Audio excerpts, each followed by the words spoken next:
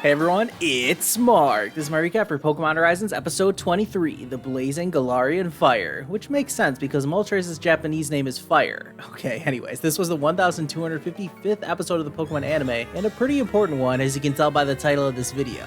They also released a special preview for some upcoming episodes, so let's break all of this down.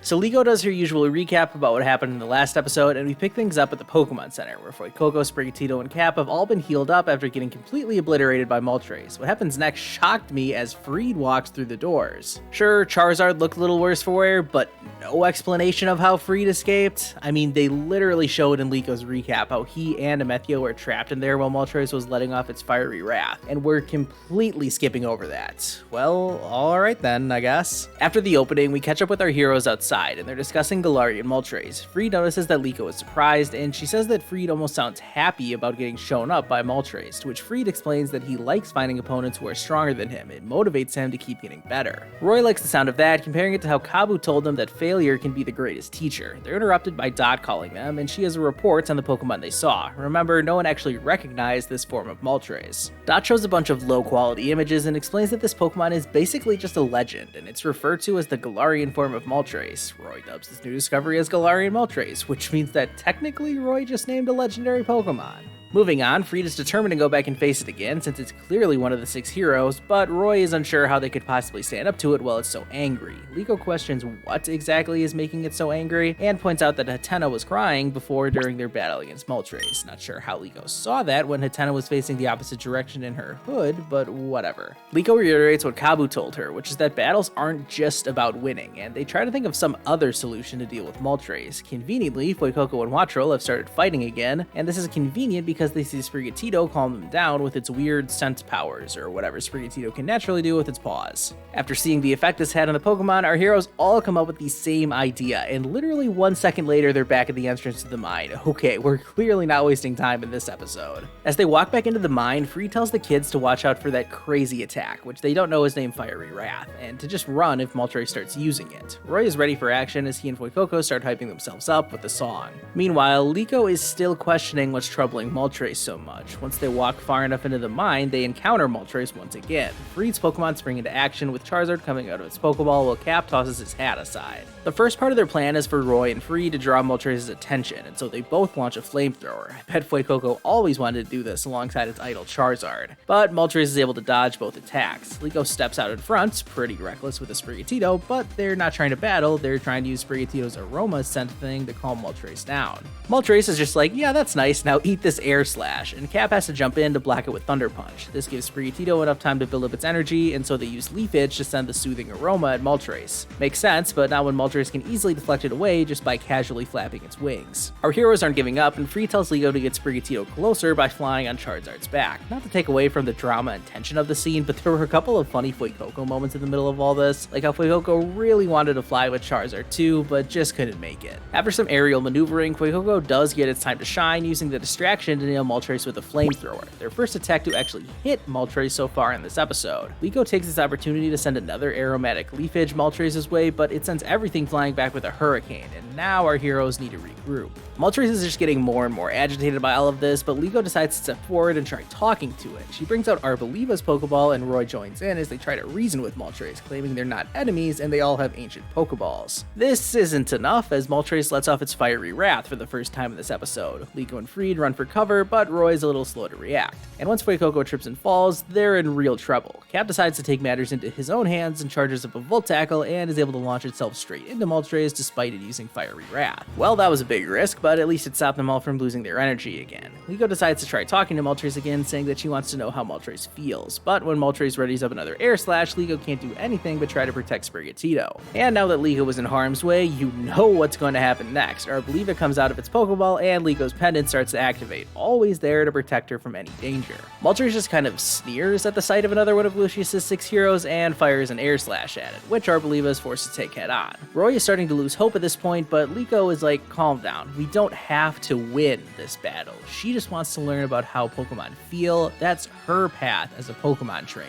This unlocks some kind of connection with Arboliva, as shown by the weird glittery halo that came on screen, and Arboliva activates a grassy terrain all over this part of the cave, which immediately powers up Sprigatito, as well as heals the other Pokemon. Moltres still isn't backing down, so Liko has Sprigatito use Leaf Edge again and again. Freed comes up with the plan of having Wattrel and Charizard blow the Leaf Edge up towards Moltres, and for the first time, Moltres is starting to get overwhelmed. This was another one of those funny Fuecoco moments as we see it glance over to what Charizard is doing, and then it starts trying its best to blow the Leaf Edge up into the air. I'm not really sure if wildly flailing its arms is actually accomplishing much, though. Moltres is about to launch a counterattack, but Freed steps in, having Cap dive bomb it with a bunch of Double Team clones, and this gives Liko one more opening to launch another Leaf Edge. Sprigatito is really packing some heat with this one, and now they've done it. Moltres is completely enveloped by Sprigatito's soothing aroma. We get this close-up of Moltres' eye, and you can see the visible signs of frustration, but after it blinks, some of that goes away, and Moltres lands on the ground for the first time. Sheesh, now you can really tell that this thing is giant.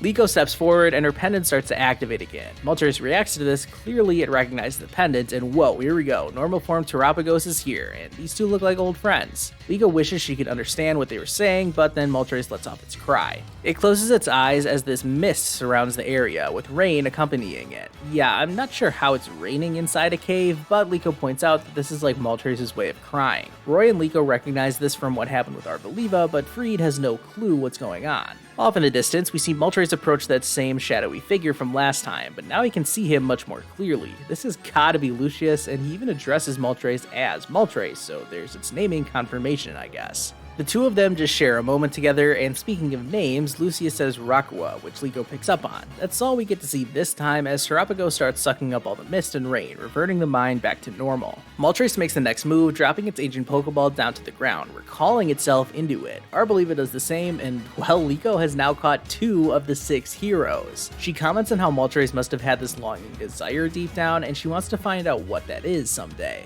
Well, all's well that ends well, let's go home and celebrate. Oh wait, where did Terapagos go? Hatena jumps in to help this time, pointing out the rock that Terapagos was behind. It hasn't gone back to its pendant form, and it actually looks really happy to see Liko. We immediately cut to the entrance of the mine where Kabu has arrived to check for any danger. He's happy to see Liko and Roy, while Freed introduces himself, and yeah, I think he's hiding Terapagos in that jacket. Liko isn't hiding Galarian Moltres though, proudly showing off its Pokeball. Kabu is impressed and even challenges them to a battle the next time they meet. He notices some movement coming from inside Freed's jacket, and so they're all like, oops, would you look at the time, gotta go, bye, see you later. Kabu ends up smirking at this, so I guess he doesn't seem to mind. Our heroes rush back towards the Bravasagi, and hey, whatever happened to the explorers? Well, here they are, and Methio decides that they're just gonna follow them for now. He explains to Zerk and Onya that the plan is to steal Terapagos, since now they know that it's actually the pendants. And on that note, this rather eventful episode comes to its end.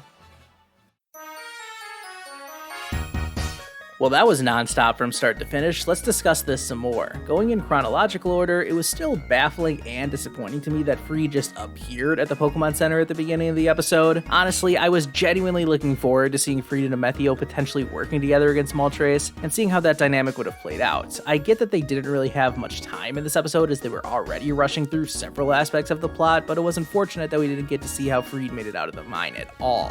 Once everyone got back into the Galar mine, Operation Calm Down Moltres went about exactly as I expected it to. That doesn't mean it wasn't super cool, but I don't know, I guess nothing about this confrontation against Moltres shocked me, even down to Liko needing to be put directly in danger for her special powers to kick in was kind of predictable. At least it gave us this visual, and man, we're 23 episodes into Pokémon Horizons and Liko essentially has already caught both of these Pokémon. What a legend. But let's revisit the question of who the rest of the 6 heroes are. Aside from Rayquaza, we already know about Arboliva, and now Liko has both Arboliva and Moltres in her possession. And now Terapagos is out of its pendant form too. I'm not sure if it counts as one of the 6 heroes, but its terrestrial form does look like the Pokemon in this image to me.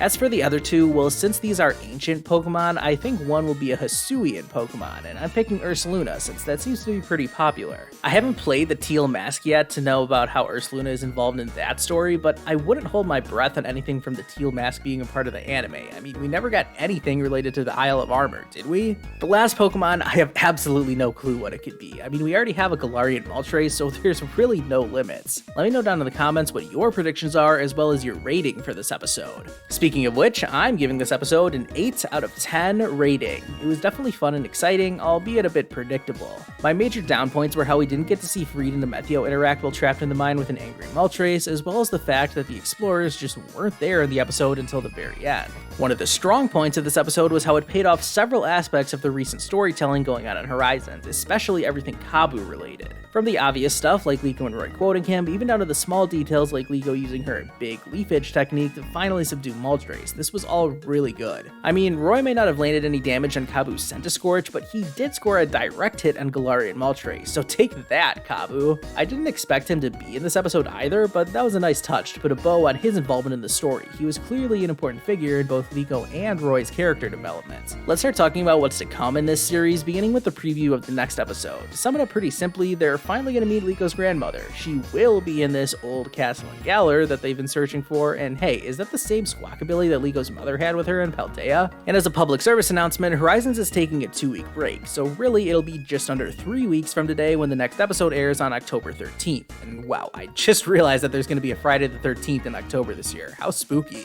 To build up the anticipation for the anime's return, they also posted this special preview for the next few episodes. They've already done a lot of these so far in Horizons, and every time I just think, well, that's basically clips from the next 4 to 5 episode previews, not a lot to see here. That's basically how I feel about this special preview as well. Like, it was interesting seeing all of this stuff, but the only thing that stood out to me was the announcement that this would be the climax of the Liko and Roy set off portion of Horizons, which I guess is kind of like the first chapter or first season of this series. I'm definitely excited to see how that goes, but I can also appreciate having 2 weeks off from the Pokemon anime. That gives me time to finally play the Teal Mask, as well as dive into Assassin's Creed Mirage when that comes out, and get set to watch the new seasons of Survivor and The Amazing Race that start this week. I'm really excited for all of that. As always, you can keep up with me over on my Discord server. The link is in the description. Thank you all so much for watching this video. Shout out to Wispy for becoming a channel member last week, and go ahead and like this video and subscribe to my channel if you haven't already. I'll see you guys next time.